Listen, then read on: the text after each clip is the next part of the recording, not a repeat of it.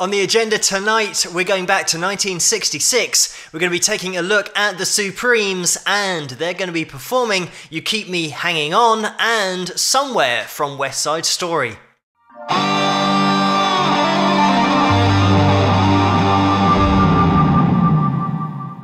Hello, Phil here from Wings of Pegasus, and welcome to another analysis video. If you enjoy this video, please give it a thumbs up and subscribe. So, let's get the ladies up on screen and see how they get on.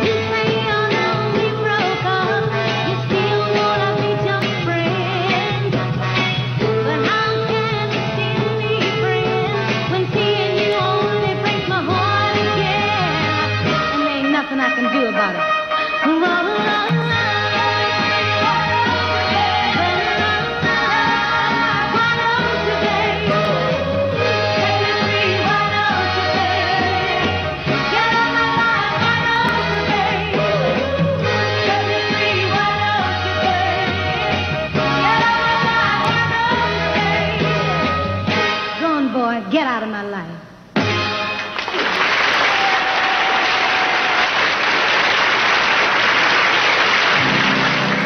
I'm just going to jump in here because we've got the next performance coming up of Somewhere. As you can see, we've got that break between the two performances, and it is obviously a backing track that they're singing to. The thing is about this performance and the song that we're about to hear is that there are spoken sections which would be so difficult to mime to get the phrasing exactly right with the talking.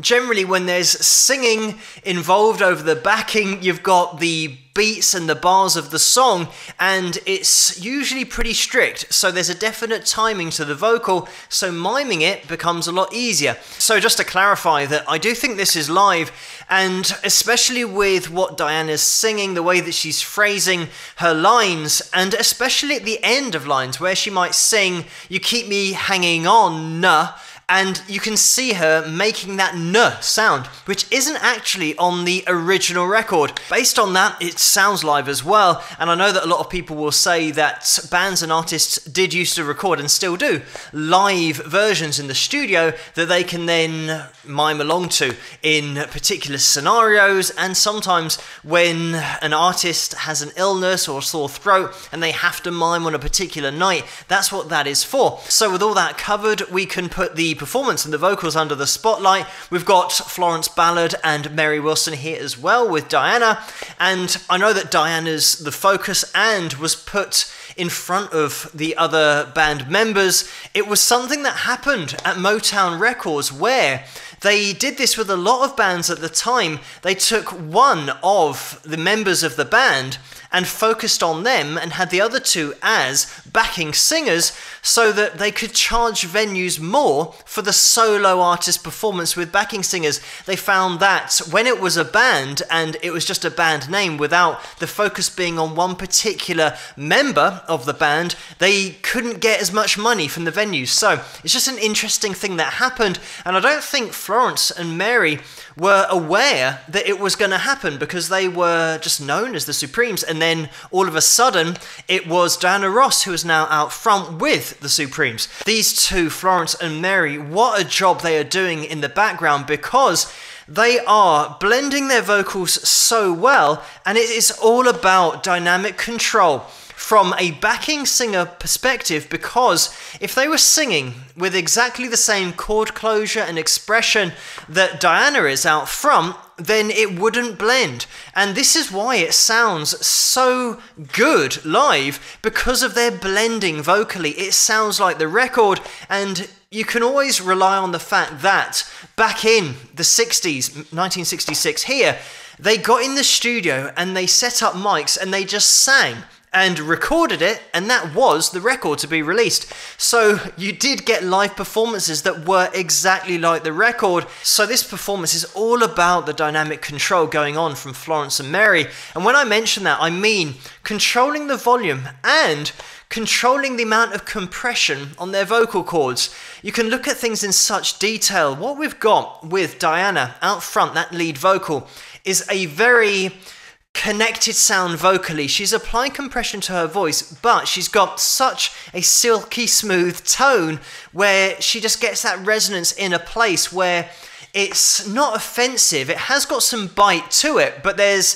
nasality in there as well, which really softens the tone, so it's so easy to listen to. And this is the thing about Mary and Florence in the background. They're singing with a lighter vocal cord coordination, which means that they're not smacking their vocal cords together to the same extent that Diana is. They're just doing it ever so slightly softer with less compression, which means they're allowing a little bit more air into the sound, which gives a softer sound, which is exactly what you want from backing singers and behind a lead vocal. You cannot have three people all belting or getting a really connected sound vocally, because it'll just sound like three people all singing trying to take the lead. So there is so much that will fly under the radar with a performance like this, with the band as a whole, but the things that they're doing individually to get such a great overall blend and overall sound. You can see here from the mic setup that Florence and Mary have just one microphone, so that's going to help distinguish the sound between those backing harmonies and the lead vocal, because Diana's got her own mic, but they still apply these techniques. And you'll especially notice it when Diana drops out, and then how soft that backing vocal sound is, and it's not aggressive at all, it's just sitting underneath exactly where you want it. So we've got pitch perfect performances here, which back in these times were a given. People took that for granted, that these singers just came out and nailed the pitch on every single phrase, and especially the harmonies as well. Nothing is out here. Something that you can look out for with a lot of top singers, hitting that note dead on pitch, holding it for however long the vocal phrase is, but then at the end of the line applying that vibrato or that 2 or 3 note run in order to end the vocal phrase. And you'll find that those stylizations at the end of the line are always so controlled and so accurate. Just before we jump back into the video, something to mention as well is the lack of vocal gymnastics that we have here. Just solid notes, melody, that's what these hits are all about. Especially when we're talking about the 60s and Motown, so many of the songs were melody driven and had so many hooks in there that you could repeat back yourself. And that is a massive part of appealing to the mass audience, is singing something that they can then follow themselves and sometimes sing themselves, because there's not 5 or 10 notes happening every second. But let's jump back into this and check out their performance of Somewhere.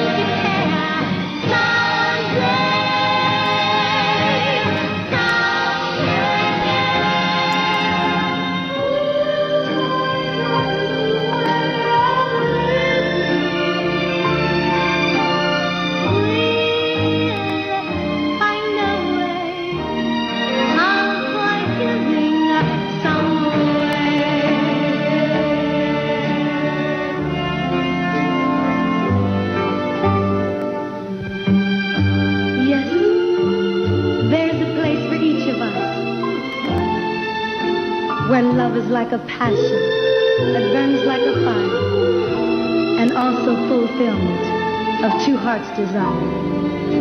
Let our efforts be as determined as that of a little stream that saunters down the hillside, seeking its level, only to become a huge river destined to the sea.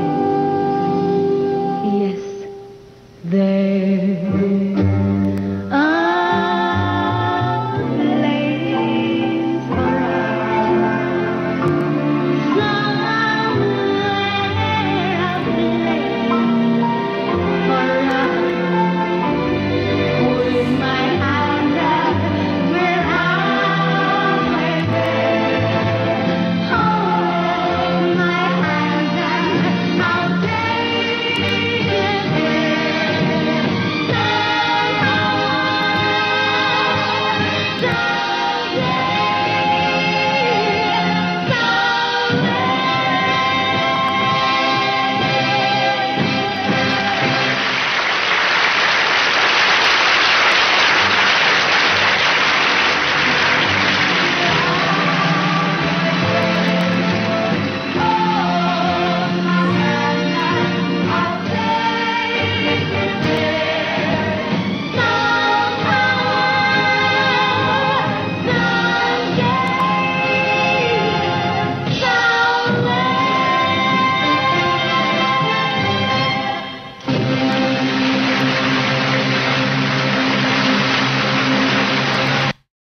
And there we have it.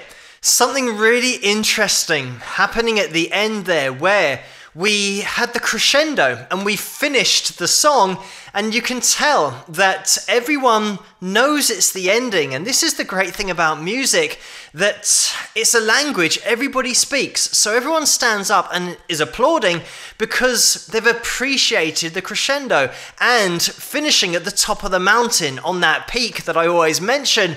But then they repeat the ending again. And because we've already reached the peak, you don't really feel any more elated because we're already looking out from the same heights that we've already reached. So really interesting thing musically that shows you, even if you don't play an instrument and you don't have any musical training, everyone can appreciate a crescendo. Just talking about the composition Somewhere from West Side Story, because a great performance of it here, and you hear it in auditions all the time and people doing their own versions of it. But for me, it has got one of the best resolutions and crescendos that you can get in live performance, especially on the stage.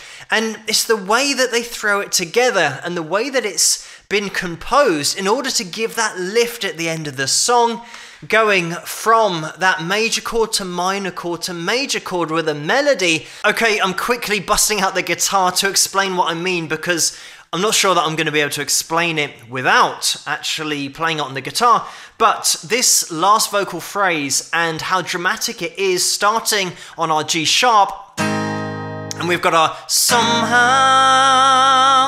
someday, somewhere, and it's that last chord, the C, that now resolves everything, and getting into the melody that we're playing here and the melody actually that we're singing. So when we've got these two notes, hopefully you can hear this over the mic, those two notes that are coming through with the melody of the song, just part of the major scale, so that's part of your first chord.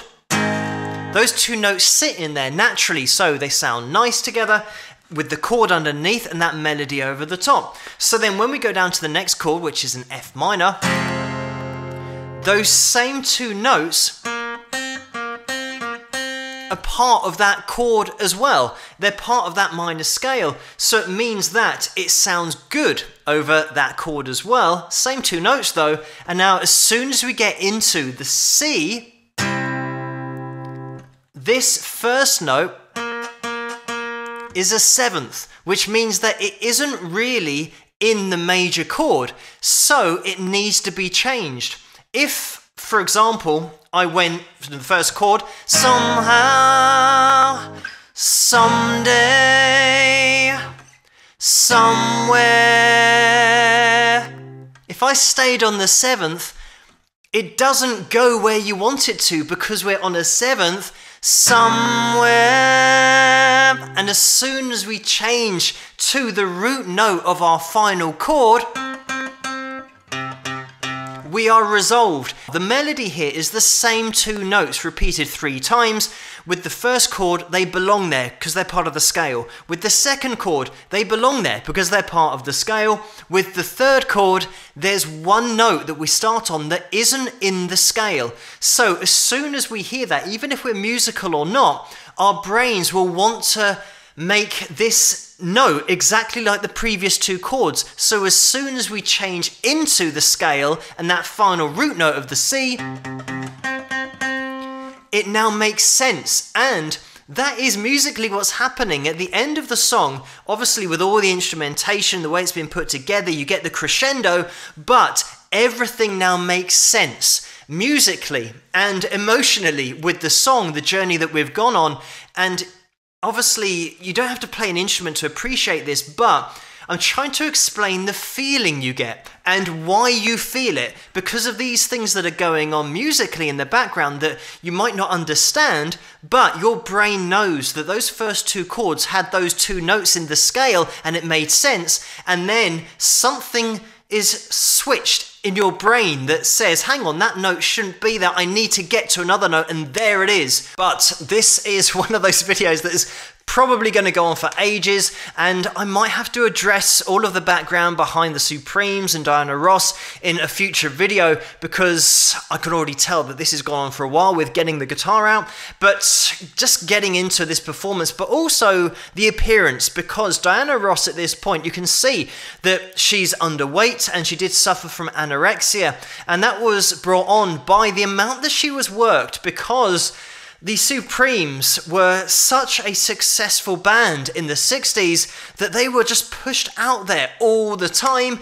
performing as much as possible, and it did take a toll on Diana Ross, and we can see here that she is underweight because that's how it affected her. Just to mention as well, the musicians in the background, because You Keep Me Hanging On, like I said, was a Holland Dozier Holland track, but it's one thing to write a great song, but then bringing it to life with the musicians that you need to nail those performances in the studio is a whole nother thing.